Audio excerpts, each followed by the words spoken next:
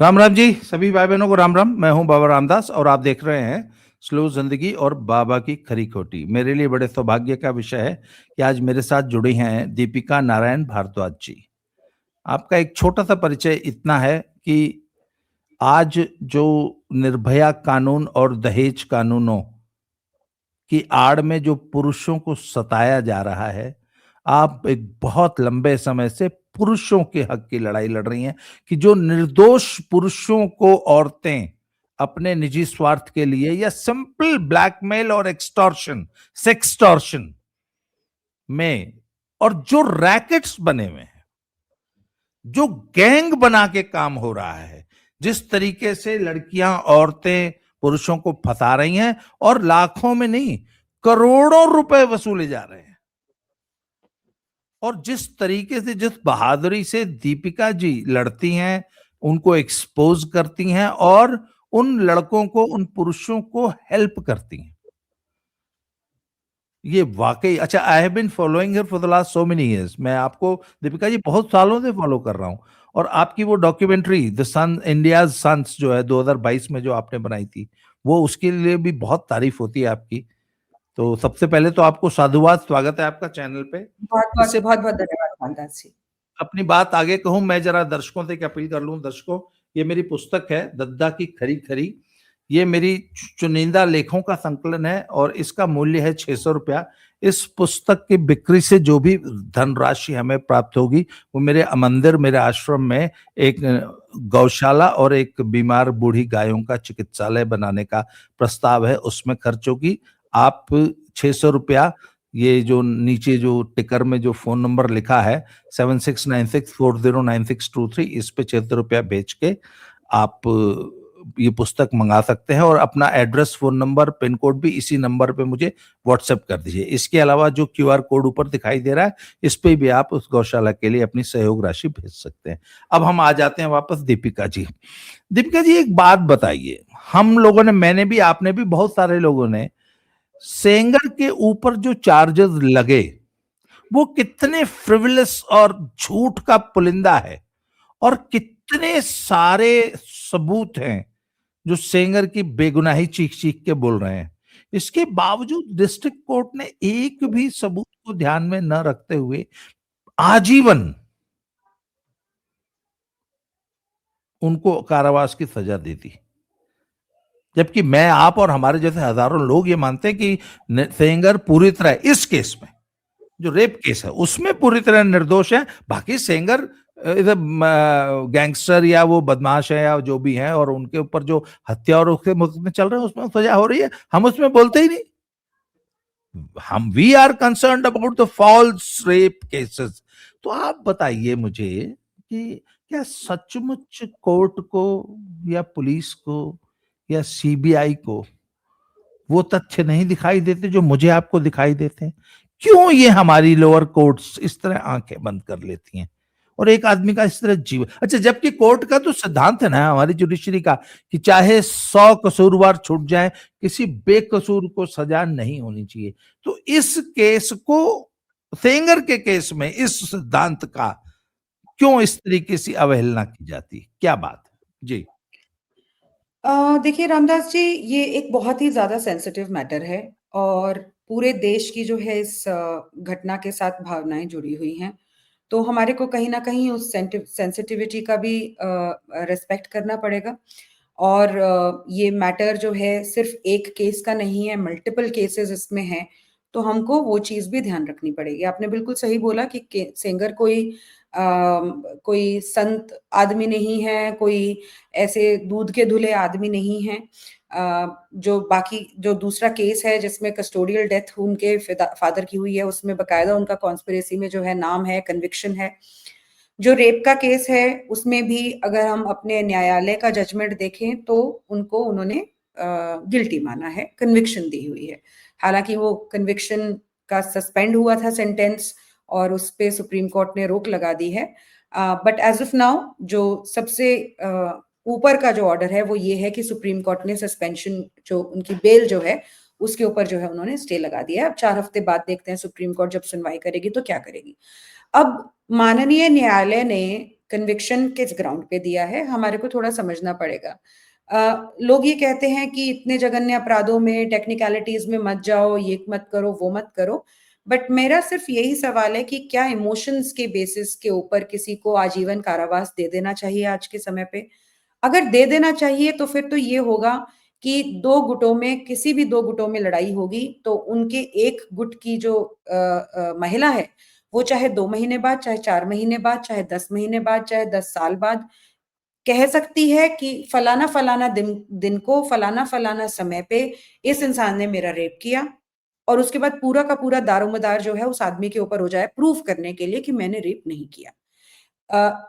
उसमें भी अगर वो महिला ये कहती है, पहले कहती है कि 2 बजे किया, बाद में कहती है 6 बजे किया, उसके बाद में चेंज करती है, मान लो वो बंदा 2 बजे कहीं के होने के प्रूफ दिखा दे तो उसको 6 बजे कर दो। 6 बजे भी उसके बकायदा कॉल डिटेल रिकॉर्ड्स हैं, लोकेशन प्रूफ्स हैं, तो उसको 8 बजे कर दो। 8 बजे भी सिर्फ 8 से 8:30 बजे के बीच में तब भी उनके फोन के लोकेशन कहीं और मिल रहे हैं, लेकिन कोर्ट कहता है कि नहीं, आप तो यहां से वहां चले गए होंगे, फोन छोड़ गए होंगे, उसके बाद ये किया होगा, फिर आप वहां वापस आ गए होंगे। तो मतलब कोर्ट ने जो सेंगर वाले केस में, अगर मैं जिस तरह से जजमेंट को मैंने पढ़ा है और अगर मैं उसको समझूं, तो कोर्ट ने कोई भी तथ्य, चाहे वो साइंटिफिक है, सीडीआर्स हैं जो सेंगर के हैं, उनको नहीं माना। वो ये कहते हैं कि सेंगर अपनी एलिबाई बियॉन्ड रीजनेबल डाउट या फिर प्रीपॉन्डरेंस ऑफ प्रोबेबिलिटीज से भी प्रूव नहीं कर पाए, क्योंकि उन्होंने ऐसा प्रिज्यूम किया कि उनके जो फोन है, जिनकी उन्नाव की लोकेशन आ रही है, वो तो उनके गनमैन जो उनके साथ में थे वो लोग इस्तेमाल कर रहे थे, वो अपने फोन इस्तेमाल ही नहीं कर रहे थे। 3 लोगों ने डिफेंस विटनेस में ये कहा कि हमने सिंगर से बात की, तो उन्होंने कहा कि ऐसा हो नहीं सकता कि इन्होंने सिंगर से बात की हो, क्योंकि वो कॉल जो है कोई 50 सेकंड की, कोई 15 सेकंड की है, कोई 17 सेकंड की है, लेकिन उनका जो अपना पर्सनल फोन है उस पे भी 70 सेकंड की और एक 35 सेकंड की कॉल है। उन्होंने बोला ये ऐसा साबित नहीं कर पाए, हालांकि इनके फोन की लोकेशन उन्नाव आ रही है, लेकिन ये ऐसा साबित नहीं कर पाए कि 8 से 8:30 के बीच में कोई इंसान इनसे मिलने आया हो और उसने अपनी विटनेस दी हो। जो इंसान इनके साथ रहता है हमेशा, वो भी एक इंसान है, उसकी भी एक स्टेटमेंट है। अगर आपको बकायदा स्टेटमेंट आप नहीं, आप सारी डिफेंस विटनेस अगर इसमें बोल रहे हो कि इंटरेस्टेड हैं, बचाना चाहती हैं, बाहुबली हैं, ये है, तो भैया इस केस में सब इंसानों की नार्को टेस्ट करानी चाहिए थी जब ये इतना बड़ा केस है। और जब आप मूंजबानी सिर्फ एक पक्ष की मान रहे हैं, दूसरे पक्ष की सारी हटा दे रहे हैं, तो फिर आपको ऐसा करना नहीं चाहिए था, आपको नार्को टेस्ट कराना चाहिए था। आपको स्टेटमेंट सिर्फ लेनी ही नहीं चाहिए थी। और अगर आप सिर्फ स्टेटमेंट पे जा रहे हैं तो फिर आपको एक पक्ष की स्टेटमेंट को भी एनालाइज करना पड़ेगा और दूसरे पक्ष की स्टेटमेंट को भी एनालाइज करना पड़ेगा। एक पक्ष की स्टेटमेंट तो कितनी भी क्रेडिबल ना हो, आप ये बोल रहे हैं कि ये तो बाहुबली का साथ देना चाहते हैं, दूसरे पक्ष की स्टेटमेंट में चाहे कितने भी गैप्स ना हो, आप उस चीज को खुद जज साहब एक्सप्लेन कर रहे हैं कि यहाँ पे ये गैप है तो ये रीजन है, यहाँ पे ये गैप है तो कल ये रीजन है। मैंने कल रात को, मैं रिपब्लिक के डिबेट में गई थी, वापस आई तो मैंने लाइव किया, तो एक पेज है, ये देखिए, मैं सबसे पहला पन्ना यही पढ़ा हुआ, मैं आपको ये एक पैराग्राफ पढ़ के दिखाती हूँ। कन्विक्शन की जजमेंट है, CBI versus Shashi Singh and another, क्योंकि इसमें मेन जो अक्यूज थी वो शशि सिंह थी, कुलदीप सिंह सेंगर नहीं थे, वो अक्यूज 2 थे। तो अक्यूज 1 है शशि सिंह, जिसके ऊपर इस लड़की ने आरोप लगाया कि शशि सिंह इसको 4 जून 2017 को कुलदीप सिंह सेंगर के घर पे लेकर गई, जहां पे इसका बलात्कार हो गया। उसके बाद शशि सिंह बाहर आंगन में खड़ी रही, फिर ये जब बाहर गई, इसने उसको बताया कि मेरे साथ कुलदीप सिंह सेंगर ने ऐसा कर दिया, और उसने उसको बोला कि ये तो बाहुबली है, ये तो ऐसा करते रहते हैं, और मैं फिर उसके बाद अपने घर चली गई, मैंने किसी को बताया नहीं क्योंकि मैं डर गई, और शशि सिंह भी अपने घर चली गई। अब जजमेंट में क्या है, applying the facts and circumstances discussed above, there is more than reasonable doubt that accused Shashi Singh knew nothing about the illegal design or motive of accused 2 when she brought victim girl AS to his house. The statement of prosecution witness 10 victim girl AS in the circumstances brought on the record leave an impression that accused Shashi Singh was not in a position to resist, protest, or raise an alarm or seek any help to save the victim girl AS from the evil clutches of A2. जज खुद बोल रहे हैं कि शशि सिंह जो है किसी capacity में नहीं थी कि वो अलार्म रेज कर पाए, रेजिस्ट कर पाए, प्रोटेस्ट कर पाए। जबकि शशि सिंह अपनी खुद की स्टेटमेंट में, वो भी एक महिला है, ये कह रही है कि ना मैंने कुलदीप सिंह सेंगर से कभी बात की, और वो जो बोल रही है ऐसा नहीं है कि सिर्फ बोल रही है, उस चीज के साक्ष्य, एक भी साक्ष्य जुटा नहीं पाई सीबीआई कि सेंगर ने कभी शशि सिंह से बात की हो, कभी। चाहे इस इंसिडेंट से पहले, इस इंसिडेंट के बाद 21 जून को एक पंचायत हुई थी, वहां पे सब लोग थे, लेकिन सेंगर और शशि सिंह एक हाउसवाइफ है, वो एक आम middle class, lower middle class की आम हाउसवाइफ है, वो एक माँ है, उनके भी 3 बच्चे हैं, वो एक आर्मी में काम करते इंसान की पत्नी है। वो कैसे सेंगर के घर पे इस लड़की को नौकरी लगवाने लेकर जाएंगी, और क्यों लेकर जाएंगी? वो क्या नौकरी लगवाएंगी सेंगर के यहाँ पे, जब वो सेंगर से कभी कभी कोई बातचीत ही नहीं करी है, एनी विच वेज। तो वो कह रही है कि मैं कभी ले, आपकी आवाज नहीं आ रही। 16 साल की लड़कियों की कौन सी नौकरी लगती है? सेंगर एक 16 साल की लड़की को क्या नौकरी दिला सकता है? देखिए, मैं इन बातों में नहीं जाऊंगी, क्योंकि हालांकि ये बात पूछने वाली है, प्रश्न करने वाली है, लेकिन चलो, किसी भी तरह की नौकरी लग सकती है। पता नहीं अब वो घर में काम करने के लिए नौकरी थी या क्या करने की नौकरी थी, लेकिन जाहिर सी बात है कि वो भी विधायक हैं, वो किसी माइनर लड़की को अपने घर के ऊपर ऐसा क्या ही काम दे देंगे, मुझे समझ में नहीं आया। लेकिन कहानी यही गढ़ी गई कि नौकरी के लिए उसके लिए कर गई, ठीक है। लेकिन बात बात वहां पे नहीं है, बात ये है कि एक जज प्रिज्यूम कर रहे हैं, एक जज खुद थ्योरी बना रहे हैं एक जजमेंट में, किसी भी साक्ष्य के अभाव में, किसी भी साक्ष्य कि कुलदीप सिंह सेंगर और शशि सिंह के बीच में कोई भी बात हुई है, माननीय जज साहब एक थ्योरी बना रहे हैं इस जजमेंट में। आगे सुनिए। There is no evidence that she in the past assisted or facilitated accused to in such case of sexual assault upon anyone। यानी कि शशि सिंह कभी भी साक्ष्य के अनुसार किसी भी और लड़की को सेंगर के पास कभी नहीं लेकर गई है, ये पहली लड़की थी apparently।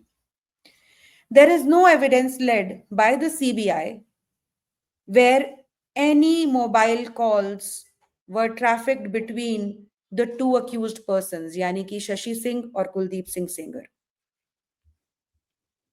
And the proximity of the family of the victim girl AS and accused Shashi Singh is also seen from the fact that probably accused Shashi Singh was privy to an affair going on between victim girl AS and Naresh Tiwari, and most probably, 4 लाइनों में 2 बार probably हैं जज साहब की अपनी statement में। She wanted to help the victim girl AS to leave her dominating grandmother and live happily with her boyfriend, as disclosed by prosecution witness 10, the girl AS in media bite. But her motherly nature turned against her, as probably, and accused A1 probably sided with the guilty party in order to save her daughter from the criminal prosecution। इस पूरी की पूरे paragraph का कोई मतलब नहीं बनता है, कोई भी मतलब नहीं बनता है। ये कह रहे हैं, ये कहना चाह रहे हैं कि शशि सिंह को पता चल गया था कि नरेश तिवारी के साथ उस लड़की का अफेयर था, इसलिए वो उस लड़की को भगाना चाहती थी या कहीं ले जाना चाहती थी। अगर वो इस वजह से उसको कहीं और ले जाना चाहती थी कि उसकी ग्रैंड मदर जो है, उसकी नानी या दादी जो भी हैं, बड़ी स्ट्रिक्ट हैं। पहली बात तो शशि सिंह को क्या पड़ी है उसको वहां से निकालने की? कौन है शशि सिंह उसकी? क्यों शशि सिंह निकालेगी किसी बेटी, किसी की लड़की को उसके परिवार में से? शशि सिंह होती कौन है? दूसरी बात, अगर वो निकालेगी भी तो ये लड़की ये बोल देती कि मैंने शशि को ये बताया था कि मेरी दादी जो है मेरे साथ बहुत अत्याचार करती है, आप मुझे बचा लो।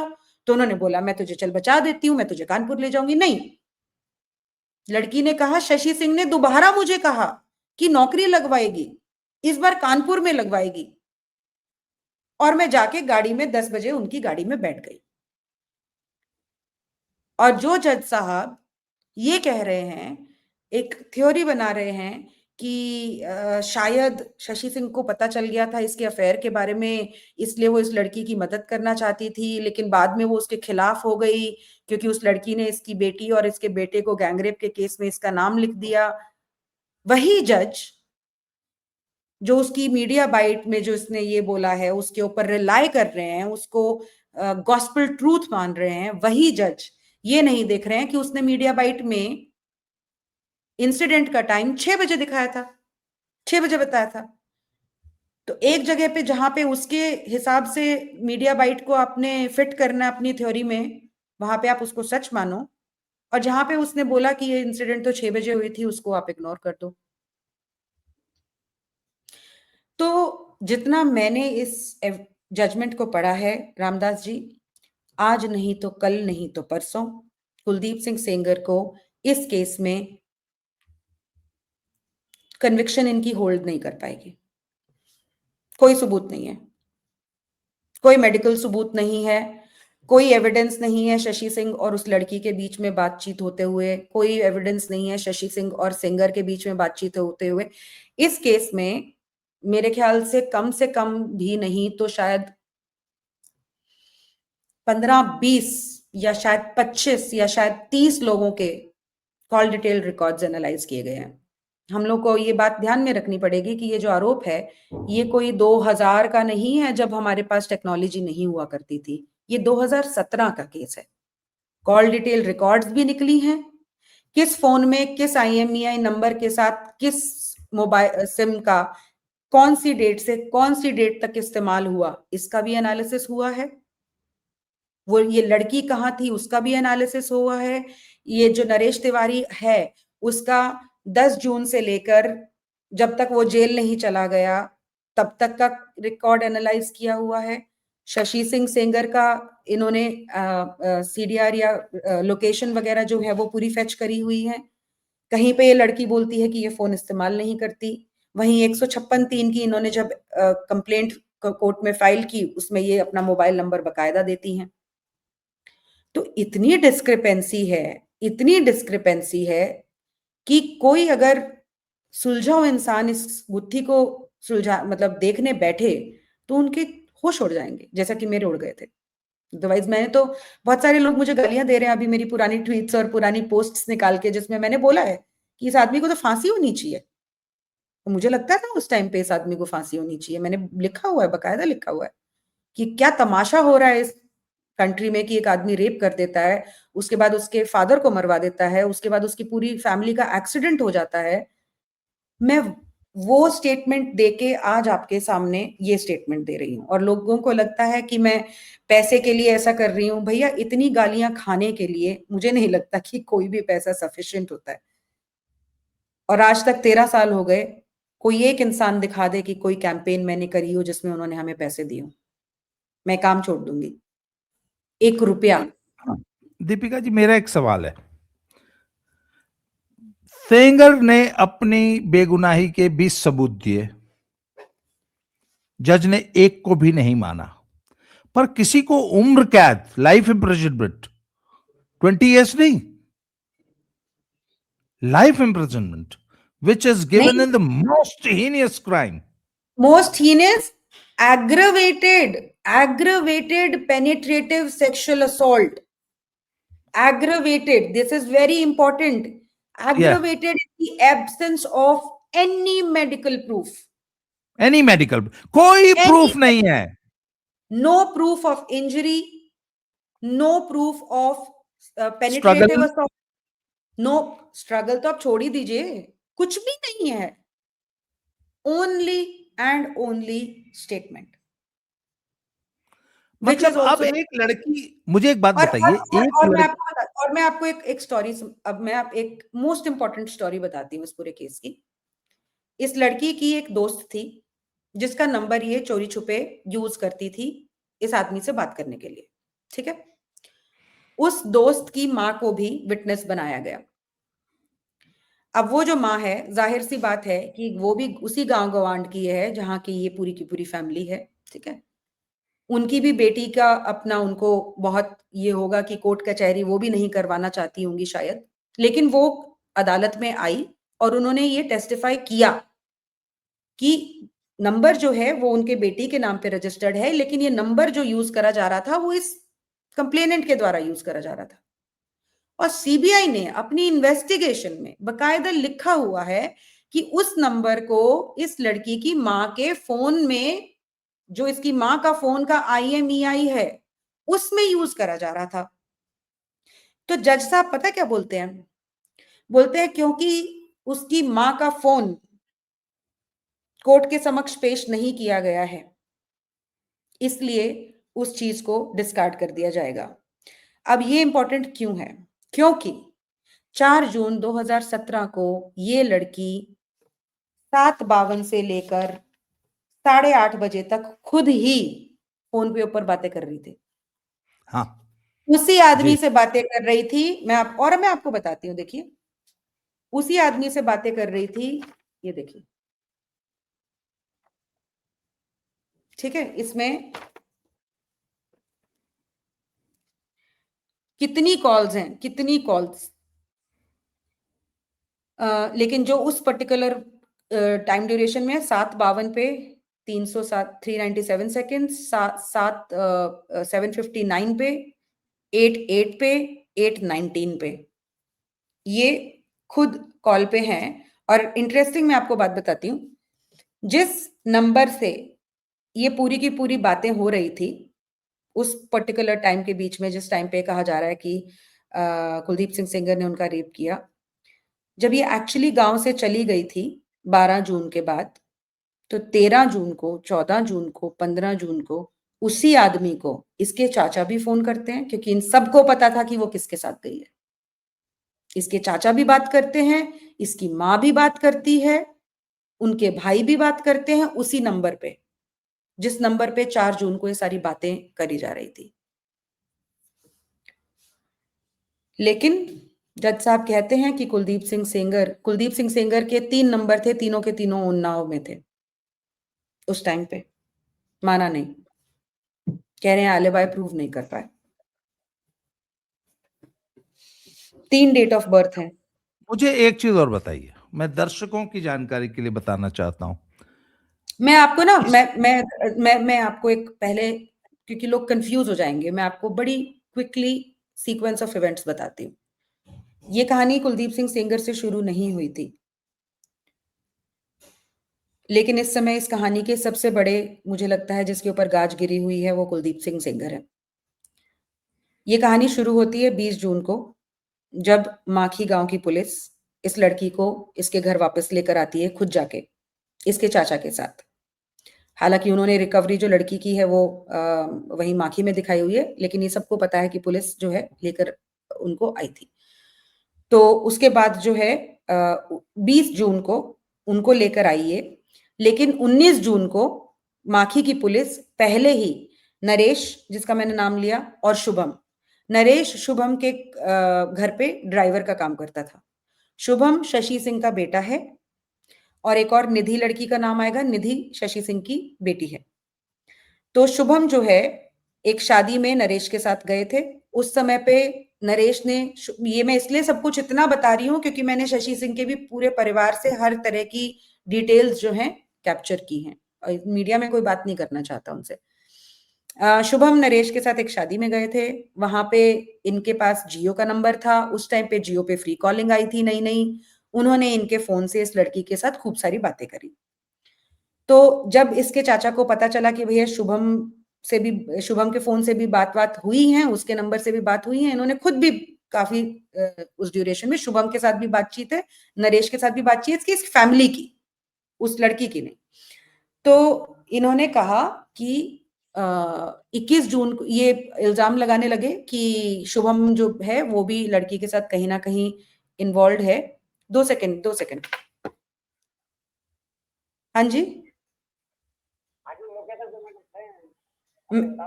मैं नंबर देती हूँ आपको, आप इनको कॉल कर लो। मैं उनको बोलती हूँ फोन करते हैं, ठीक है? हाँ, रोहित, मोंटी को या उसको रमेश जी को फोन करके कोऑर्डिनेट कर, वो पहुंच गया प्लीज। हाँ,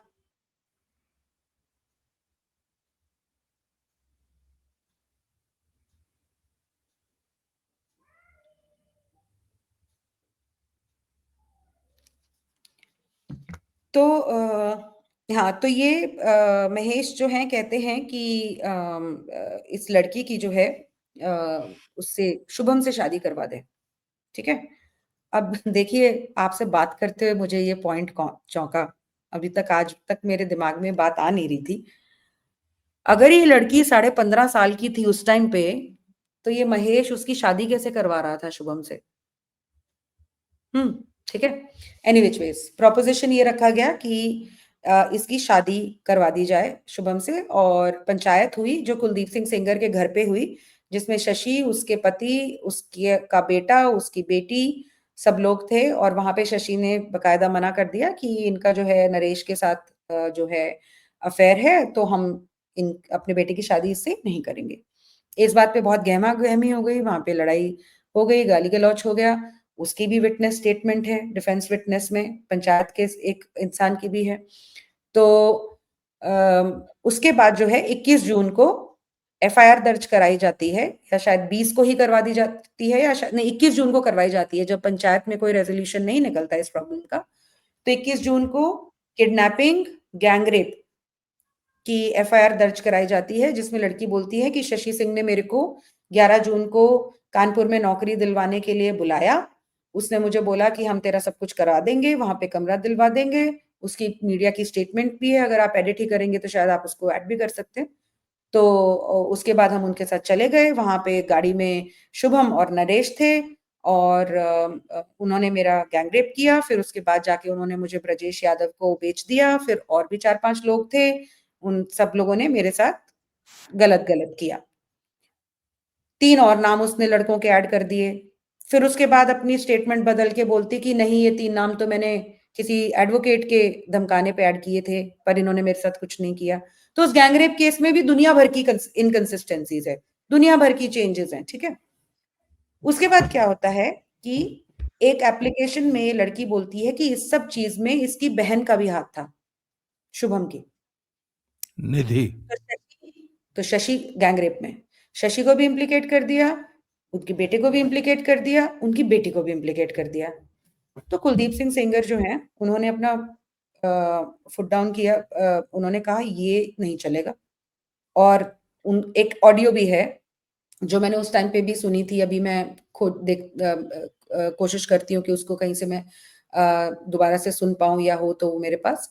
अम जिसमें महेश तिवारी को कुलदीप सिंह सेंगर बोल रहे हैं कि देखो लड़कियों को लेडीज़ को मत इम्प्लिकेट करो इस लड़ाई में, ठीक है ना?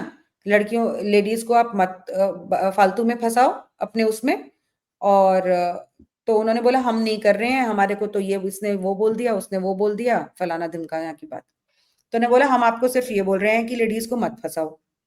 तो उसने बोला अच्छा। उसके बाद क्या होता है 1 अगस्त तो ये सारी की सारी कहानी है 21 जून की। उसके बाद 21 जून के बाद जुलाई भी बीत जाता है, अगस्त आता है, 1 अगस्त को पुलिस जो है चार्जशीट फाइल कर देती है उस गैंग रेप के केस में। उसमें से निधि और शशि सिंह का नाम निकल जाता है। उसके बाद ये इनकी 30 जुलाई को एक ये भी मैं जजमेंट से ही बोल रही हूँ। 30 जुलाई को महेश सिंह की एक पुलिस इंस्पेक्टर के साथ ऑडियो रिकॉर्डिंग कोर्ट में चलाई गई थी, जिसमें महेश सिंह कह रहा है कि ये मेरी बात नहीं मान रहे हैं। कुलदीप सिंह सेंगर शशि सिंह के फैमिली को सपोर्ट करना चाहते हैं। हम तो उनके उसके हैं कम्युनिटी के हैं, ये हमारे को सपोर्ट नहीं कर रहे हैं और वो इस बात से बहुत ज़्यादा गुस्सा में होते हैं, ठीक है? तो उसके बाद 13 अगस्त के आसपास या 17 अगस्त के आसपास रामदास जी, पहली बार चीफ मिनिस्टर को एक कंप्लेंट डाली जाती है कि 11 जून को ये सारा कुछ गैंगरेप वाला चीज़ हुआ, लेकिन 11 जून से पहले 4 जून को भी यही शशि सिंह इसको नौकरी के बहाने कुलदीप सिंह सेंगर के घर पे लेकर गई थी और कुलदीप सिंह सेंगर के घर पे जो है इनका रेप हुआ था। पहली बार ये स्टेटमेंट ये चीफ मिनिस्टर को चिट्ठी में जाती है, जिसमें समय दिया जाता है 4 जून को 2 बजे। क्योंकि इन सबको पता था कि संडे वाले दिन जो हैं, वो माखी गाँव में रहते थे वो। सैटरडे, संडे अपने गाँव में जाते थे वो, ठीक है? तो इन सबको पता था कि वो वहां पे रहेंगे, तो संडे का ही आप टाइम बताओ, वही दिन बताओ, और इन्होंने 4 जून का ऐसे ऐसे पूरा एपिसोड बता दिया। लेकिन उस दिन दोपहर को जो है वो एक गंगा आरती के प्रोग्राम में गए थे, वो फोटो हर जगह पे अवेलेबल है पब्लिक डोमेन में भी। तो 2 बजे तो फिर स्टैंड नहीं कर पाता। पुलिस को भी जब थोड़ा सा रुक्का पड़ने लगा होगा वहां पे, तो इन्होंने भी बताया होगा कि भैया दोपहर को तो हम थे ही नहीं वहां पे। तो उन्होंने जब फोटोज वगैरह दिखाई तो इन्होंने फिर टाइम को चेंज कर दिया। फिर उसके बाद 6 बजे किया, फिर उसके बाद 8 बजे कर दिया, ठीक है। फिर उसके बाद जो है पुलिस ने जब इनकी कंप्लेंट फाइल नहीं करी, एफआईआर दर्ज नहीं करी। अब देखो ये बोल रही है लड़की की हमारे को तो पुलिस ने सुनवाई नहीं करी, सेंगर बाहुबली है उसकी वजह से उसकी एफआईआर नहीं दर्ज हुई थी। आप मुझे एक बात बताइए, 21 जून को आपकी एफआईआर भी दर्ज हुई थी, जबकि सबको पता था कि रियलिटी क्या थी। गैंग रेप की एफआईआर भी दर्ज हुई है आपकी, आप ही ने जो स्टेटमेंट दी उसमें लिखी भी गई है आपकी स्टेटमेंट, आपका मजिस्ट्रेट के सामने बयान भी हुआ है। आपको उस टाइम पे पूरी असिस्टेंस मिल रही है सिस्टम की। उन लड़कों का अरेस्ट भी हुआ है, शुभम का भी अरेस्ट हुआ था, नरेश का भी अरेस्ट हुआ था, ब्रजेश यादव का भी अरेस्ट हुआ था। एक 3 महीने जेल में रहा है, एक 5 महीने जेल में रहा है, ऐसे ऐसे करके ये सारे के सारे जेल में रहे हैं।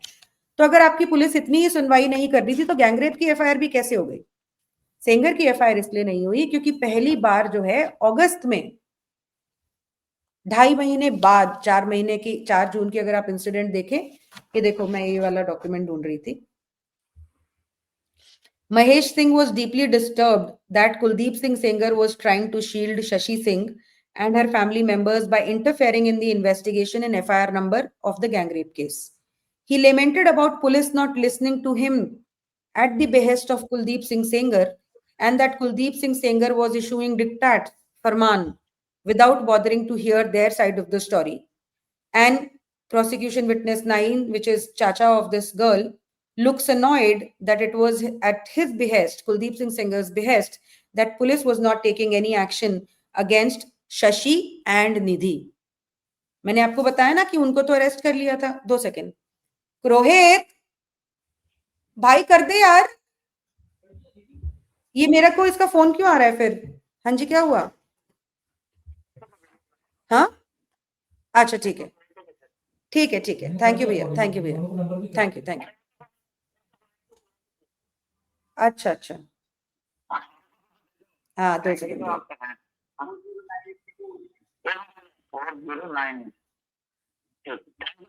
अच्छा ठीक है, ओके ओके।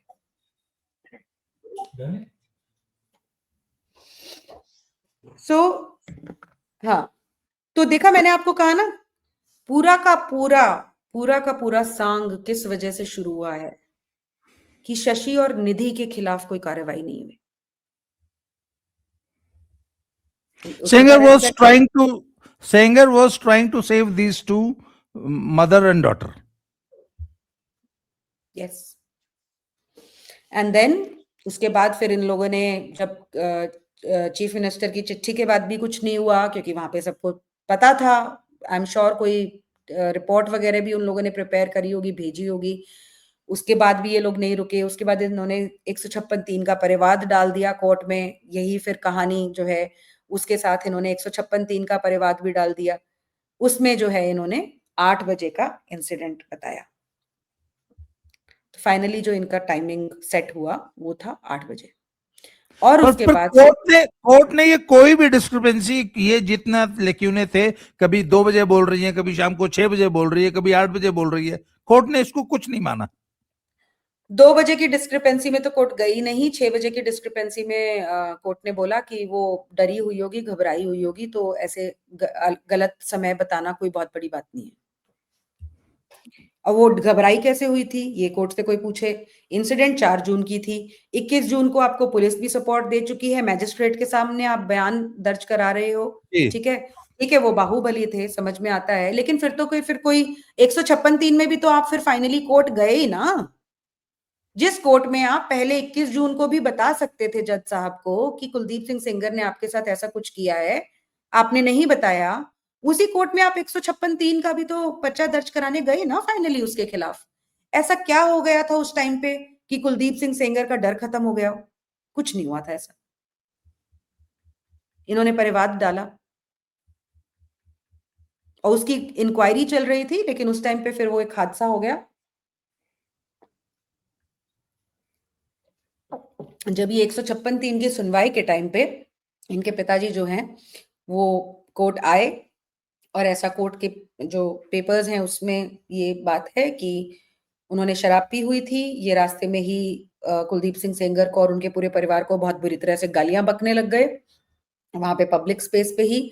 वहां पे या तो पता नहीं कुलदीप सिंह सेंगर के जानने के लोग थे या फिर कोई गांव के ही लोग थे, उनके ऊपर बहुत सारे क्रिमिनल केसेस थे। तो ऐसी दुश्मनी जो है उनकी किसी कम लोगों के साथ नहीं थी वहां पे।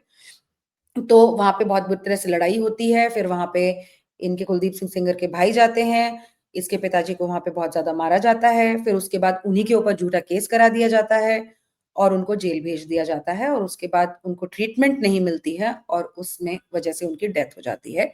उस केस में कुलदीप सिंह सेंगर को जो है कन्विक्शन हुई हुई है, उनकी सस्पेंशन ऑफ सेंटेंस जो है वो भी रिजेक्ट हुआ हुआ है, वो इस टाइम जेल में है। उन्होंने बेल के लिए पता नहीं अप्लाई किया हुआ है कि नहीं पता हुआ, लेकिन मेरे को इतना पता है कि उनकी उसमें सस्पेंशन ऑफ सेंटेंस की उसको रिजेक्ट किया हुआ है।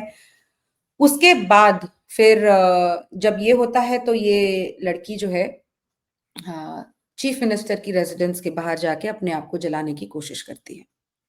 उसके बाद तो फिर पहले यूपी का मीडिया जो है उसका पूरा अटेंशन आ जाता है इस केस के ऊपर, और फिर जब ये वहां पे सब चीजें होती हैं फिर सीबीआई के पास ये केस जाता है। फिर उसके बाद 2000, फिर उसके कुछ समय बाद, आई थिंक 1 साल के बाद था, या मुझे एग्जैक्टली टाइमलाइन याद नहीं है, बट वो जो एक्सीडेंट होता है जब ये कोर्ट की सुनवाई से वापस जा रहे थे, वो एक्सीडेंट होता है, उसमें ये बहुत ज्यादा सब लोग गंभीर रूप से घायल हो जाते हैं, 3 लोगों की डेथ भी हो जाती है उसमें।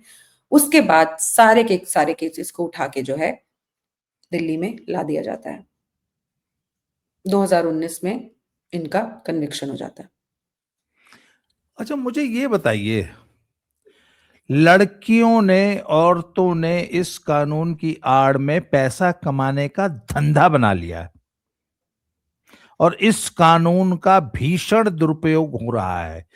इसका, दहेज वाले 498 का, और SC/ST एक्ट, ये 3 कानून हैं जो अपने दुश्मनों को निपटाने के लिए या जिसको परेशान कर रहा है उसको परेशान करने के लिए इनका सबसे ज्यादा दुरुपयोग है।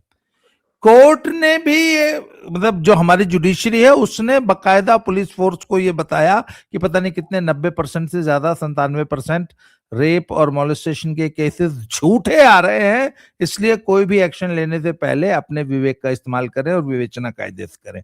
ये भी बात पब्लिक डोमेन में है कि लड़कियां झूठे आरोप लगा रही हैं।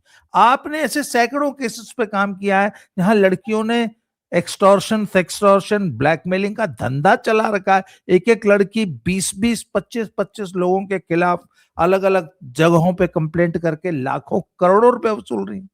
वो जरा दर्शकों को ब्रीफ में बताइए, वो करोड़ों रुपए वसूलने वाला जयपुर का केस था जिसमें एक पूरा रैकेट था, जिसमें 3-4 लड़कियां, वकील, पुलिस वाले और मीडिया के लोग, पत्रकार मिलके जयपुर के अमीर लोगों से करोड़ों रुपए वसूलने का जो रैकेट चला रहे थे। जरा ब्रीफ में बता दीजिए जरा वो।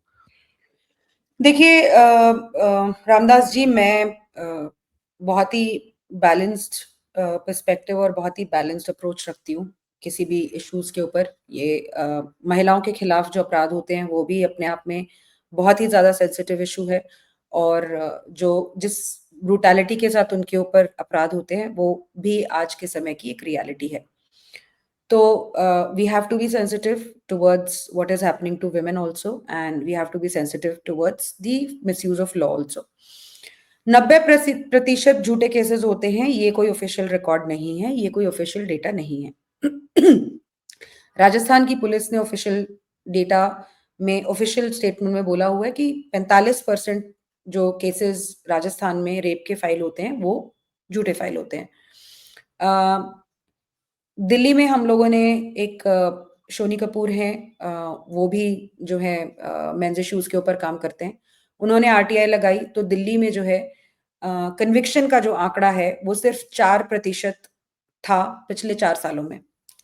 तो जिस शहर में निर्भया जैसा बहुत ही जघन्य अपराध हुआ था और उसके बाद जो है रेपिस्ट को सजा मिलनी चाहिए थी, और कन्विक्शन रेट शायद ज़्यादा जाना होना चाहिए था ताकि एक्चुअल रेपिस्ट्स को पनिशमेंट मिले। वहाँ पे झूठे केसेस की बाढ़ की वजह से कन्विक्शन रेट जो है वो 4% रह गया। 4% बहुत ही छोटा आंकड़ा है। और कुछ लोग इसको बोलेंगे कि देखिए महिलाओं को न्याय नहीं मिल रहा है। नहीं, अगर झूठा केस कोई फाइल करेगा ना तो उसमें किसी को कोई कन्विक्ट नहीं कर सकता। सिंपल सी बात शायद है। वो 96% यही था जो आपने कहा ना, 4% कन्विक्शन हुआ है। हाँ, हाँ, 96। हाँ। वो आरटीआई में बिल्कुल डेफिनिटली है कि 96% केसेस में जो है एक्विटल हो रहा है अब, लेकिन दिल्ली में। उसके अलावा भी आंकड़े हैं, कर्नाटका का भी आया था। उसमें तो एक लेडी आईपीएस ऑफिसर थी जिन्होंने बकायदा मीडिया को स्टेटमेंट दिया कि कन्विक्शन रेट जो है कर्नाटका में 11% हो गया है। तो उन्होंने कहा कि भैया जब लोग ऐसे धड़ल्ले से झूठे केसेस फाइल करेंगे तो फिर कन्विक्शन रेट कहाँ से आएगा? तो रेप केसेस का डेफिनिटली बहुत ज्यादा मिसयूज हो रहा है। अब आई जिस केस की आप बात कर रहे हैं, ये जयपुर में एक रैकेट को एक्सपोज किया था स्पेशल ऑपरेशंस ग्रुप ने। वहां का एक बहुत बड़ा गैंगस्टर था। उसका एनकाउंटर हुआ था बाद में। लेकिन जब उस गैंगस्टर की पूरी इंक्वायरी जब बैठ गई, जब बिल्कुल डिसाइड कर लिया स्पेशल ऑपरेशंस ग्रुप ने कि इसको तो जो है अब इसके जितने भी बिजनेसेस हैं, जो भी ये क्राइम्स कर रहा है, इन सबका पुलिंदा एक बार इकट्ठा करना पड़ेगा ताकि कलेक्टिव एक्शन हो। तब उनको किसी ने टिप दी कि ये जो है अब करोड़ों रुपए झूठे रेप केसेस फाइल करके या झूठे रेप केस फाइल करने की धमकी देके बना रहे हैं। तो उनको बड़ा इंटरेस्टिंग लगा कि भैया ये क्या हो रहा है। तो तब समझ में आया कि इन्होंने वहां के राजस्थान हाई कोर्ट के दो वकील, जो इनके वकील थे, उन्होंने 8-10 ऐसी लड़कियां रखी हुई थी जो कि बहुत गुड लुकिंग थी। और वो जो है जितने भी वहां के अमीर ज़ादे थे उनको फंसाती थी, उनके साथ किसी ना किसी तरह से फ्रेंडशिप कर लेती थी। सिर्फ एक मीटिंग करनी होती थी, या तो किसी चाय पे, कॉफी पे, होटल में बैठी है, या मतलब इमोशनली इन्वॉल्व कर लिया और उसके बाद उनके साथ किसी होटल में चली गई एक रात के लिए। इनको सिर्फ एविडेंसेस गैदर करनी होती थी कि वो बंदा इनसे मिल रहा है किसी भी एक पर्टिकुलर लोकेशन पे एक कंसिडरेबल पीरियड ऑफ टाइम के लिए। अगले ही दिन फिर उसके बाद ये जो वकील है उनको फोन करके बोलते थे कि जी हम आपके ऊपर रेप केस करा रहे हैं, आपने रेप किया है। ऐसे ऐसे इन्होंने 31 लोगों को टारगेट किया और 25 से 26 करोड़ रुपए बना लिए थे 2.5 या 3 साल में।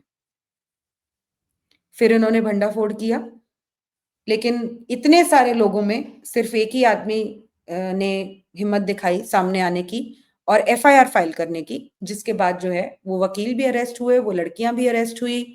उनके कुछ मीडिया, अपने आप को मीडिया का बताने वाले जो लड़के थे वो भी अरेस्ट हुए।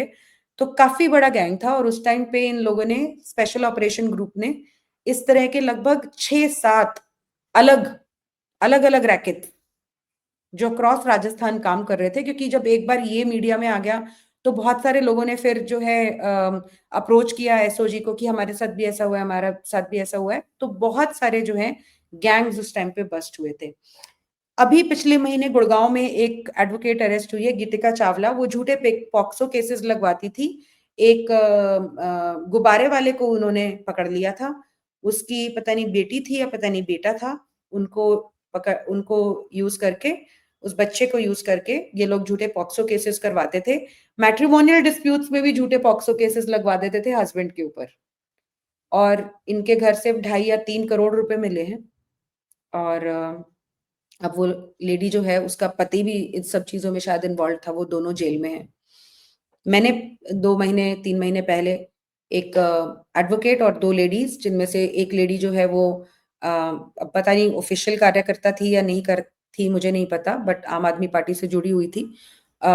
वो जो है एक बुजुर्ग को एक्सटॉर्ट कर रहे थे, इसी तरह से 10 लाख रुपए मांग रहे थे। तो हम लोगों ने सब एविडेंसेस गैदर करके और गुड़गांव पुलिस के साथ काम करके एडवोकेट के साथ उन लेडीज को अरेस्ट कराया था। ऐसे ही गुड़गांव में एक लड़की थी, उसने 1 साल में 9 रेप केसेस फाइल किए थे। वो भी जेल जाकर आई एक्सटॉर्शन के चार्जेस पे, अभी ट्रायल चल रहा है उसका। ऐसे ही जयपुर में एक लड़की है, भावना शर्मा, उसने 15-16 rape, gang rape, molestation cases file करे हुए हैं। वो भी जेल में गई थी एक्सटॉर्शन के चार्जेस में। उसकी मैंने ऑडियो भी रिलीज करी थी, उसमें वो इतनी कैजुअली बोल रही है, कम से कम 8-9 लाख तो देने ही चाहिए, मेरा हाथ भी टूट गया है, मुझे अपना ऑपरेशन भी करवाना है। तो वो त्रिशा राठौर का आपने देखा होगा केस, वो भी इस तरह से 20, 22, 25 पता नहीं कितने कर चुकी है। उसका तो वो तो रुकती ही नहीं है, वो तो जेल भी जाती है, वापस आती है, फिर दोबारा से यही करने में लग जाती है। और वो इतनी कॉन्फिडेंट है अभी कि जिन लोगों के ऊपर केस करती है, उन्हीं के घर में जाके बैठ जाती है और बोलती है कि अगर अपने बेटे को बचाना है, अपने भाई को बचाना है, तो इतने पैसे देने पड़ेंगे। उसको कोई डर नहीं लगता। हाँ, पता वो नहीं मैंने कितने लोग। आज ही वो आपका वो प्रोग्राम मैंने आज ही देखा कि जो वो वकील साहब जिन्होंने उसको एक्सपोज किया, वो he has done a commendable job. अच्छा, आपको ध्यान होगा सज्जन जिंदल जी पे इसी प्रकार का एक लड़की ने आरोप लगाया था मुंबई में, वो भी ऐसी हैबिचुअल ऑफेंडर थी। मैं उस केस के बारे में कुछ बहुत ज़्यादा डिटेल्स में जा नहीं मैंने सकती, क्योंकि मैंने मैंने मैंने इन्वेस्टिगेट उसको परसों किया था, मैंने सज्जन इसको जिंदल। इन्वेस्टिगेट हुँ। देखिए, जो मैंने एफआईआर पढ़ी थी, मैंने उस केस की एटलीस्ट थोड़ी डिटेल्स पढ़ी हैं। तो उसमें इनकी तरफ से तो जितना मुझे पता है, कोई ऐसा एक्सटॉर्शन का केस तो उसके ऊपर नहीं लगा है, लेकिन उसके केस को ही जो है मुंबई पुलिस ने जो है रद्द कर दिया था। और अब हाँ हाल जी। ही में 3-4 दिन पहले बॉम्बे हाई कोर्ट ने उसने केस रीओपन करने के लिए बोला था। तो बॉम्बे हाई कोर्ट ने मना कर दिया है कि वो केस रीओपन सज्जन जिंदल के खिलाफ नहीं होगा। लेकिन जब वो केस सामने आया था, तब छुपे छुपे ये बातें सामने आई थी कि वही लड़की पहले किसी और इंडस्ट्रियलिस्ट से भी करोड़ों रुपए ले चुकी है। मुझे पता नहीं कितना सच है कितना झूठ है, मुझे नहीं पता। और अभी जो सबसे लेटेस्ट बहुत जबरदस्त बहुत बड़ा केस जो इस प्रकार के झूठे आरोप लगाने वाला था, वो ब्रजभूषण शरण सिंह जी के पे हुआ कि उनसे सिर्फ रेसलिंग फेडरेशन ऑफ इंडिया हड़पने के लिए हमारी बहुत ही डेकोरेटेड रेसलर्स ने, विनेश फोगाट, बजरंग पूनिया, संगीता फोगाट और साक्षी मलिक जैसे ओलंपिक चैंपियंस ने झूठे आरोप लगाए सिर्फ रेसलिंग फेडरेशन ऑफ इंडिया पे कब्जा करने के लिए। उस केस को तो खैर मैंने बहुत ज्यादा परसू किया है। पर मुझे अब आपसे मैं एक सवाल अंतिम, क्योंकि काफी लंबा हो मैंने गया उस ये केस को वीडियो। इन्वेस्टिगेट नहीं किया। मुझे उस केस के बारे में मैंने जो भी पढ़ा है, मैंने थोड़ा बहुत मीडिया में पढ़ा है। मैंने बहुत बहुत कायदे से उसको पूरा परसू किया। आप कहेंगी तो मैं आपको उसके पूरे डिटेल्स भी भेज दूंगा। तो हम लोगों को ये पता है कि इस प्रकार का एक रैकेट, एक धंधा, पैसा उगाही का गैंग लोग चला रहे हैं। हमारी जुडिशरी को नहीं पता क्या? तो इसमें बेनिफिट ऑफ डाउट एक्यूज्ड को क्यों नहीं देती कि ये भी हो सकता है, जरा इसको भी इन्वेस्टिगेट कर लो, कहीं झूठे आरोप लगा के पैसे ही तो नहीं उगाए जा रहे, या स्कोर्स तो नहीं सेटल किए जा रहे। ये आंख क्यों बंद कर लेती है जुडिशरी? जुडिशरी छोड़ दीजिए आप, मैं आपको एग्जांपल बताती हूँ। एक इंडियन आर्मी के रिटायर्ड कैप्टन है, कैप्टन राकेश वालिया। उनके ऊपर एक लेडी ने झूठा रेप का केस लगाया। वो लेडी दिल्ली में 8-9 इस तरह के केसेस कर चुकी है। 9 एफआईआर तो हम लोगों ने जुटा ली थी उसकी। और वो महिला एक नंबर की एक्सटॉर्शनिस्ट है। एक नंबर की एक्सटॉर्शनिस्ट। मतलब मैं सरेआम बोल सकती हूँ। मैं उसका अभी नाम नहीं ले सकती, हालांकि वो अभी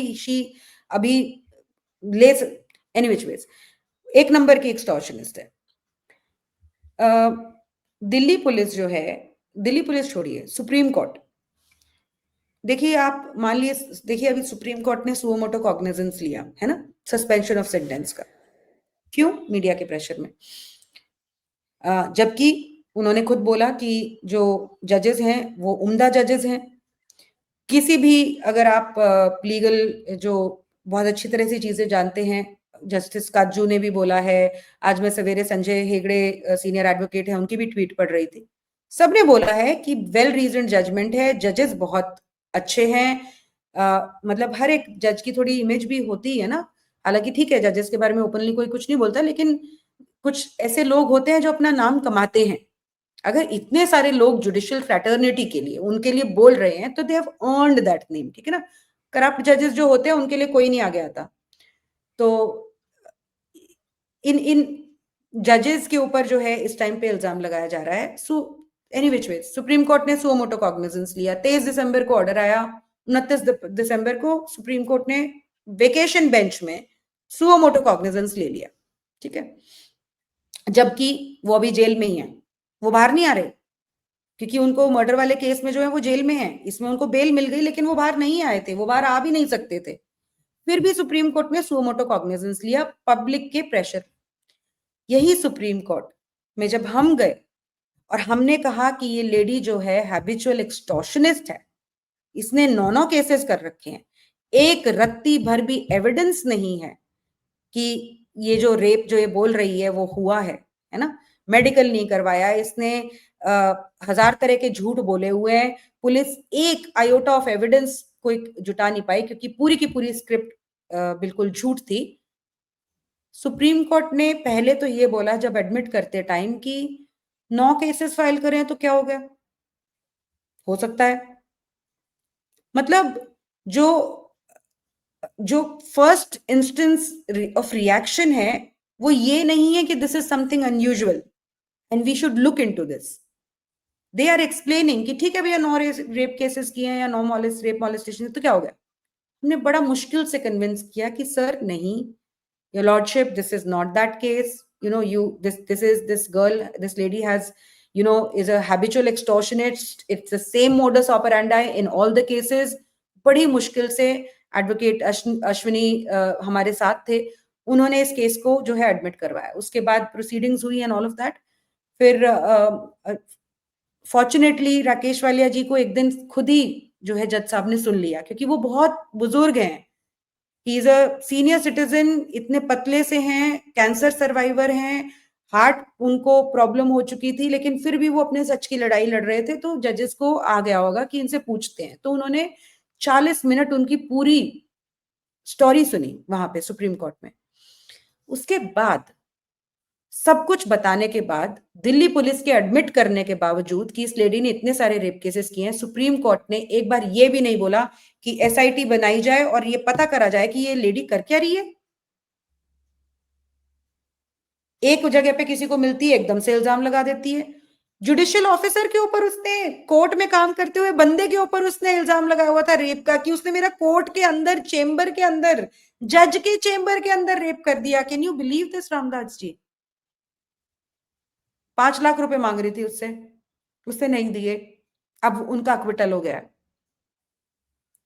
तो जब आप सुओ मोटो कॉग्निजेंस, जहां पे आपको लगता है कि ये बड़ा सीरियस केस है, इस तरह के केस में ले सकते हो, तो आप उस तरह के केस में जस्टिस क्यों नहीं कर सकते हो कि पता करवाइए कि has this woman made a business out of this the rape provisions, and if it is put her behind bars.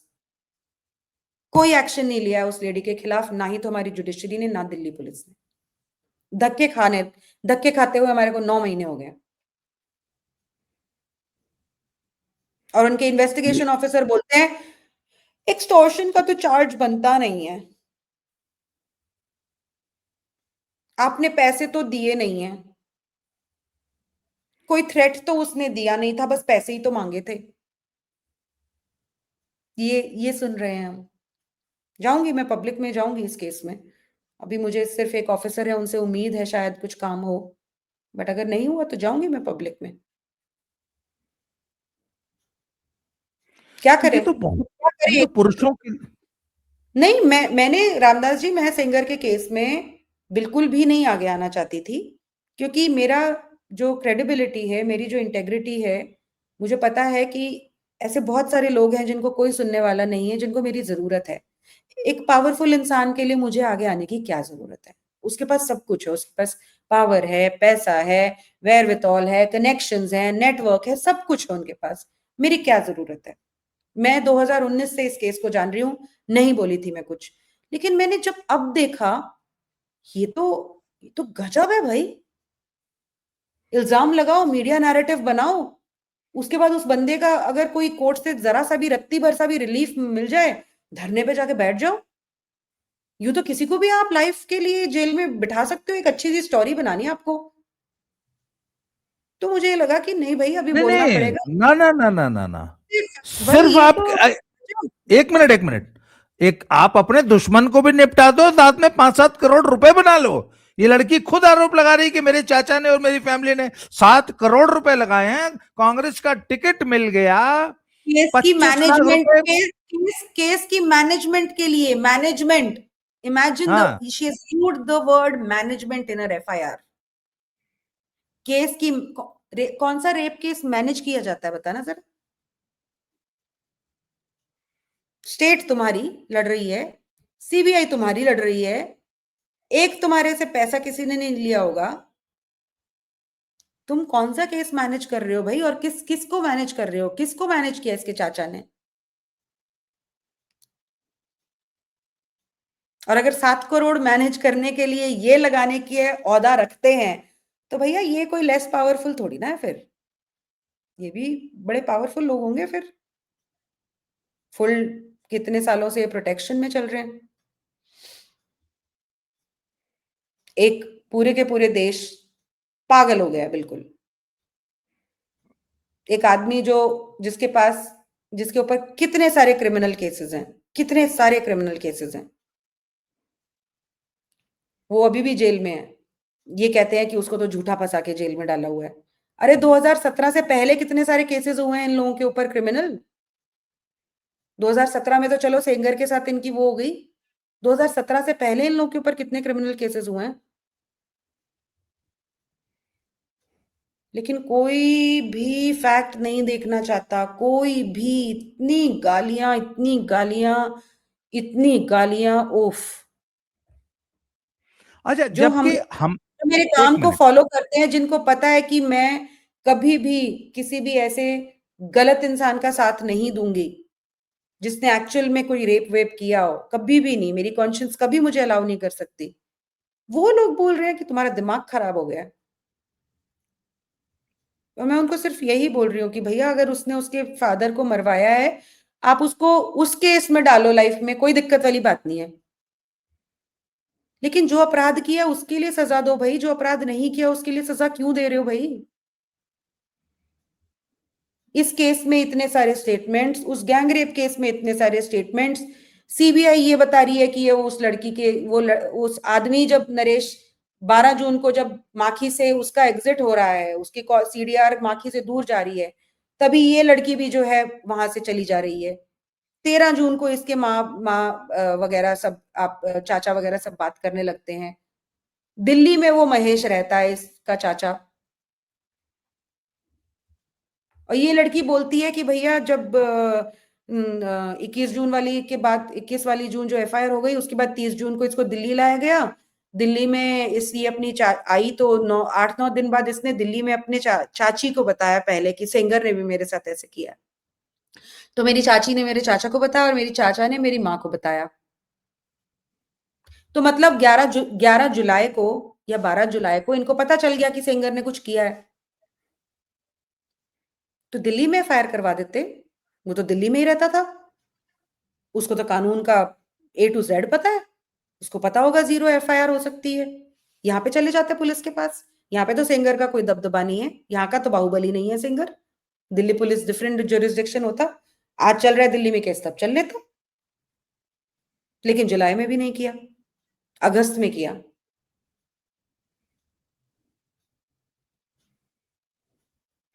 अच्छा, मेरे लिए एक और मतलब निराशाजनक बात मुझे ये लगती है कि पुलिस लाचार, जुडिशरी आंख बंद किए बैठी, और गवर्नमेंट्स इस मीडिया ट्रायल और पब्लिक आउटक्राई के सामने घुटने टेकती हुई नजर आती है, सरेंडर।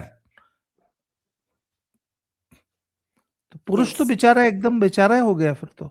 अब देखिएगा, आप आज 9 बजे अर्नब गोस्वामी के डिबेट पे देखिएगा मुझे। अब क्योंकि इनकी सेंगर की बेटी ने अपनी मीडिया में स्टेटमेंट दी है, तो आज वो इनकी बेटी की बेइज्जती करना चाहते हैं हम्म। कि अब हम इस देश में रह रहे हैं कि जहां पे एक कन्विक्टेड रेपिस्ट की बेटी मीडिया में स्टेटमेंट दे रही है। हम्म। क्या करे कोई, बताइए आप। हमारे पास जो लोग आते हैं रामदास जी, वो इतने मजबूर, इतने हेल्पलेस क्यों आते हैं? कोई नहीं सुनता है, बिल्कुल भी नहीं सुनता है। ऐसा माहौल बना दिया है, सब सब। आज मुझे, आप मेरा स्टेटस पे मैंने रिपब्लिक का वो डाला है, जो मेरा कल का इंटरव्यू था। 10 पुलिस इंस्पेक्टर मेरे को ऐसे क्लैपिंग कर चुके हैं, 10 पुलिस इंस्पेक्टर। क्योंकि उनको पता है कि अंदर क्या हो रहा है आज के समय जो पे। क्या हो रहा है जी। चुप हैं सब लोग, कुछ बोल नहीं सकते हैं। हम जब अपनी स्क्रीनिंग्स करने जाते हैं, लेडी पुलिस इंस्पेक्टर्स हमारे पास आकर बोलती है, मैम बहुत हिम्मत है आप में भाई, हम तो हर रोज देखते हैं ये ड्रामा, हम हम परेशान हो गए हैं। लेकिन हम कुछ कर नहीं सकते हैं। कितना भी आके ड्रामा करेगी, कितना भी आके झूठ बोलेगी, मैम हम लोग बिल्कुल ही, और हम लोग अगर ना सुने उसकी तो हमारी शिकायत हो जाती है। हाँ, फिर हमारे पे गुड्डे पुलिस लाइन एक्शन नहीं ले रही। हैं। हाँ, पुलिस एक्शन नहीं ले रही। मैं आज सुबह सुबह ना, मेरे एक मित्र ने फोन किया, उन्होंने कल की परसों की हमारी जो एक सारी वीडियो देखी। He called me in the morning, कहते आपने बहुत अच्छा इशू उठा रखा है आजकल। उसकी सगे भाई की वाइफ ने अपने हस्बैंड पे अपनी 4 साल की बेटी की तरफ से कंप्लेंट करके सगे अपने हस्बैंड और सगे दादा पे, अपनी 4 साल की बेटी पे पॉक्सो लगवा रखा है, और घर पे कब्जा करके बैठी हुई है। पति को घर से बाहर निकाल दिया उसी के घर में, और 50 लाख रुपए मांग रही है। कहते तब पीछा छोड़ूंगी। सारे खानदान को लिखवा रखा है पॉक्सो में। क्या कर लेगा कोई? अभी कल अच्छा, मैंने मर्द एक बेचारा वीडियो करे क्या? अभी कल मैंने एक वीडियो डाली। ये फैमिली मेरे से महाराष्ट्र से कनेक्ट हुई थी 1 डेढ़ महीने पहले, और मैंने कहा मैं जो भी मदद कर पाऊंगी मैं कर दूंगी। शादी हुई, कुछ ज्यादा इन्वेस्टिगेशन नहीं किया होगा, वो महिला पहले से 3 बार शादीशुदा है।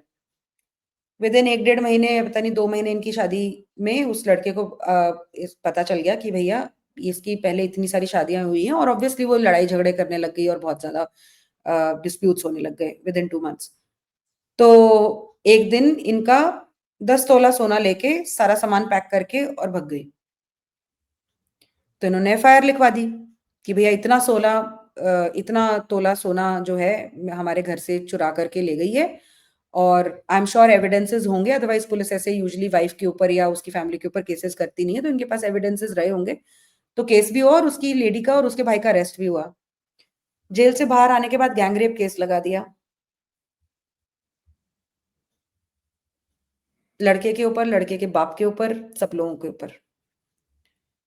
थैंकफुली लोअर कोर्ट से उनको एंटिसिपेटरी बेल मिल गई। अब वो लड़का धरने पे बैठ गया, क्योंकि वो जो इन्वेस्टिगेशन ऑफिसर है, लेडी इन्वेस्टिगेशन ऑफिसर, वो वहां पे ना तो इन लोगों को वो जो इन्होंने थेफ्ट वाला केस कराया था उसमें कोई भी आगे प्रोसीडिंग कर रही, और इनका जो गैंगरेप केस है जिसमें कोई किसी भी तरह का रत्ती भर का सबूत है उसको ना तो कैंसिल कर रही। तो कल ये भूख हड़ताल पे बैठ गया। यही मुझे तो लगता है अब तरीका है। अगर सड़कों पे ही न्याय होना है, और अगर झूठ को भी आप सड़कों पे बैठ के सच बना के और किसी इंसान को जेल में भिजवाने या अपना जो भी आपने करवाना है। अभी एक और बॉम्बे से केस मैंने पढ़ा था, जिसमें एक लेडी ने लिफ्ट में एक आदमी और उसकी फियांसे और उसका उनके फ्रेंड जा रहे थे, क्लब से निकल रहे थे काफी लेट, लड़ाई हो गई उनकी, और उसके बाद उसने लिफ्ट से निकलते ही बाउंसर्स को बुला लिया, बाउंसर्स से उस लड़के को बहुत बुरी तरह से पिटवाया। दोनों पार्टीज पुलिस स्टेशन गई, उस टाइम पे कोई एफआईआर फाइल नहीं हुई। वो लड़की 8-9 दिन के बाद एफआईआर फाइल करती है कि मैं प्रेग्नेंट थी और इस लड़के ने मेरे को इतनी बुरी तरह से मारा कि मेरा मिसकैरेज हो गया। उसके बाद उस लड़के को अरेस्ट कर लिया जाता है, फिर उसको सेशन से बेल मिल जाती है, फिर उसके बाद बॉम्बे हाई कोर्ट उसकी बेल कैंसिल कर देता है, ये कह के कि लोअर कोर्ट ने फैक्ट्स या उनको अच्छी तरह से अप्रिशिएट नहीं किया। उसके बाद जब बेल कैंसिल हो जाती है बॉम्बे हाई कोर्ट से, तो इस परिवार से डिमांड करी जाती है 10 करोड़ की, और उसके बाद 1.5 करोड़ लेते हुए उनको रंगे हाथ क्राइम ब्रांच पकड़ लेता है। 2 लेडीज हैं जो इस टाइम पे अरेस्टेड है। 10 करोड़।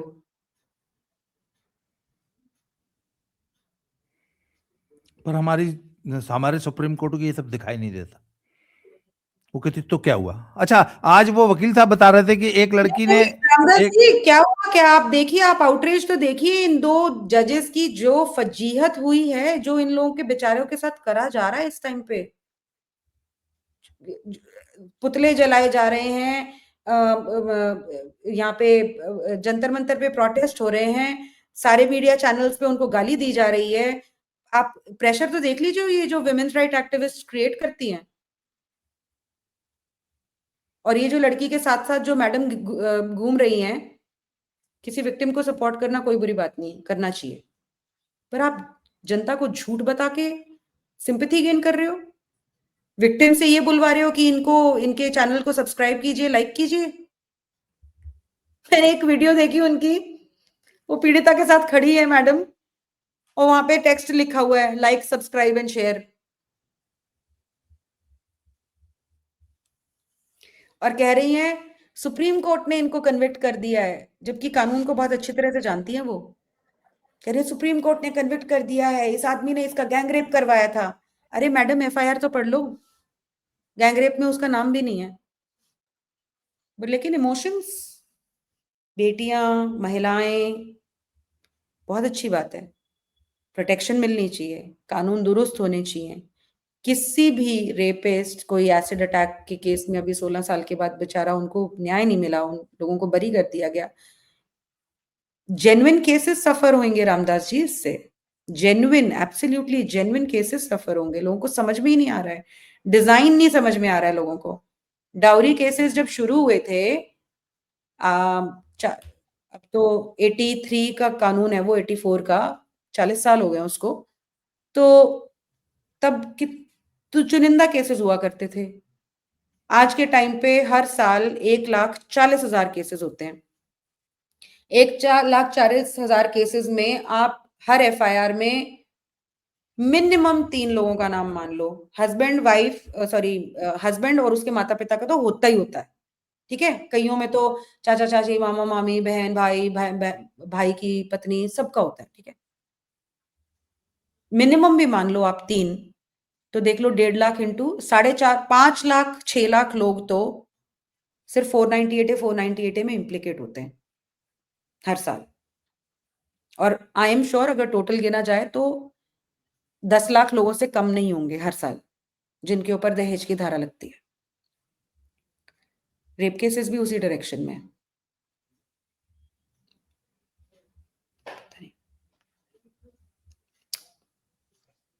हल क्या है? मतलब ये तो अतुल सुभाष वाली स्थिति बना के रख मुझे देंगे लगता है मर्दों की। लोगों को इन केसेस के लिए भी लोगों को सड़कों को आना पड़ेगा। मुझे तो और कोई हल, मुझे कुछ समझ में नहीं आता रामदास जी। कभी कभी तो मैं बड़ी बहुत परप्लेक्स्ड हो जाती हूँ कि मैं अपने आप को समझाने की कोशिश करती हूँ या लोगों को भी समझाने की कोशिश करती हूँ कि देखिए कितनी सारी महिलाएं हैं जिनके साथ बहुत ज्यादा गलत होता है। लेकिन फिर मैं अपने आप से सवाल पूछती हूँ कि महिलाओं के साथ जो गलत होता है वो भी गलत, वो तो बहुत गलत है ही है, और वो हमारे जो सोसाइटी है उसकी नाकामी है। लेकिन ये जो आदमियों के साथ झूठे केसेस हो रहे हैं उसमें सिस्टम मिलके उस इंसान के साथ गलत कर रहा है, वो बड़ी डिफरेंट चीज है। हम्म।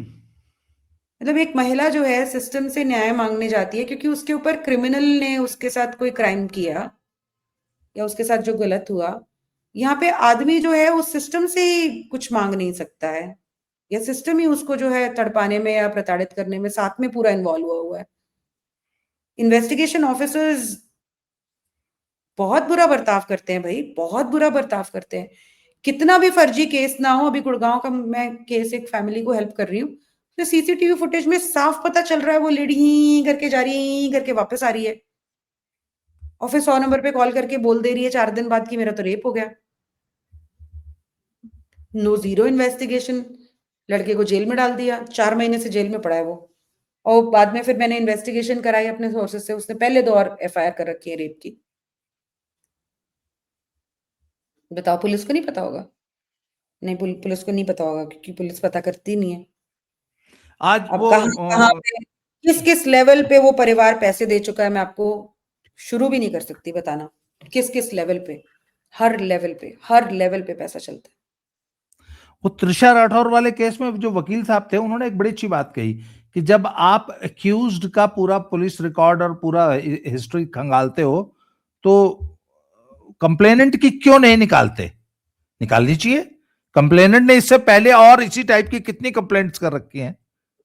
हमने एक सिंपल सी पिटिशन डाली, शोनी कपूर जी जो हैं उन्होंने एक सिंपल सी पीआईएल डाली दिल्ली हाई कोर्ट में कि महिलाएं जो हैं मल्टीपल रेप केसेस फाइल कर रहे हैं, आप Aadhaar card, at least Aadhaar card एक डॉक्यूमेंट जो है as a document of verification attach करना शुरू कीजिए। तो दिल्ली हाई कोर्ट बोल रही है कि हम पुलिस को नहीं एडवाइस कर सकते कि उन्होंने इन्वेस्टिगेशन कैसे करनी है। और फिर दिल्ली पुलिस बोलती है कि हमारे को we are not bound to collect और something like that. I think उनको रिप्लाई आया, वो दोबारा से फिर हाई कोर्ट में जाएंगे, बट बेसिकली दिल्ली पुलिस ने बोला नहीं। अब लोगों का ये आर्ग्यूमेंट हो सकता है कि शायद ये कम नंबर्स कम होंगे, ठीक है, मैं मान सकती हूँ, लेकिन ये प्रॉब्लम कोई बहुत छोटी तो नहीं है। अच्छा, कभी इस पे पार्लियामेंट में कोई क्वेश्चन हुआ? मुझे एक और चैनल पार्लियामेंटेरियन ने कभी कुछ किया?